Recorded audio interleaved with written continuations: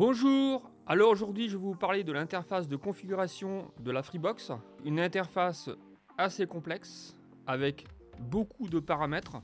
Donc d'ailleurs énormément de paramètres, on peut faire énormément de choses. Cette interface, mais actuellement j'ai un petit souci, c'est que quand je clique sur les liens du panneau de configuration de la Freebox, je n'arrive pas à accéder aux pages. Donc je vais vous montrer un peu la page d'accueil avec tous les liens et tous les caractéristiques et les différents réglages qu'on peut normalement accéder. Donc en fait, vous avez le premier lien qui s'appelle état de la Freebox.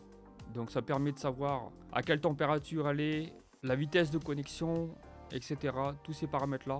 Après vous avez donc téléchargement, c'est pour tout ce qui est si vous avez un disque dur qui est branché sur la Freebox, ainsi que les téléchargements quand vous enregistrez des films sur la télé. Donc explorateur de fichiers, ça vous permet de visualiser les fichiers que vous avez enregistrés sur le disque dur qui est connecté sur la Freebox. Une précision, c'est que j'ai la Freebox Pop. Il y a aussi la version Delta avec plus de fonctionnalités et donc mais mieux adapté pour un environnement professionnel. Donc vous avez le lien, les paramètres de la Freebox. Donc ça c'est tous les réglages, tous les réglages de la Freebox. Il y a aussi donc profil, le menu profil. Et celui-ci vous permet donc de créer des profils utilisateurs. Ça peut être un compte administrateur, un compte lambda, c'est-à-dire un compte bloqué. Et donc vous avez aussi donc périphérique réseau. Et donc ça c'est tout ce qui est configuration réseau, les périphériques qui sont connectés en Wi-Fi ou en Ethernet. Ça vous permet de savoir les adresses IP de chaque périphérique qui sont connectés. Donc vous avez aussi le journal d'appel.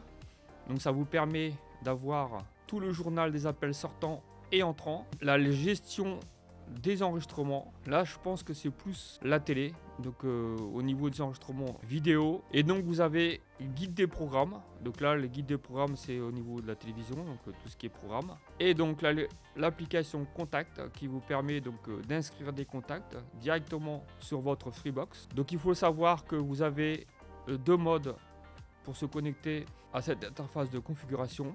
Vous avez le premier mode qui est le mode invité par défaut. Donc quand vous vous connectez, c'est le mode invité. Et en fait, pour vous connecter, c'est très simple. Donc pour vous connecter, vous allez sur le navigateur web de votre ordinateur et vous tapez dans la barre d'adresse, vous tapez ma Freebox tout collé .freebox.fr. Et là, vous allez avoir une page de votre interface de configuration de votre Freebox. Et ensuite, quand vous cliquez sur le menu démarrer, à droite, tout en bas, il est marqué connexion. Donc vous cliquez dessus. En fait, au début, il vous demande d'appuyer sur le bouton directionnel de la Freebox du côté droit pour que vous puissiez configurer un mot de passe. On vous demande de créer un mot de passe. Une fois que vous avez créé ce mot de passe, donc vous n'avez plus besoin d'appuyer sur le bouton de la Freebox. Et voilà, c'est tout ce que j'avais à vous dire sur cette interface de configuration de la Freebox Pop. Donc moi, mon but, c'était de configurer un téléphone IP et de vous montrer comment faire. J'espère que cette vidéo vous a plu. Si c'est le cas, vous pouvez laisser un petit pouce vers le haut. N'hésitez pas à vous abonner. Je vous remercie pour tous les abonnements et merci de votre fidélité. Et donc je vous dis à très bientôt pour une autre vidéo. Ciao ciao!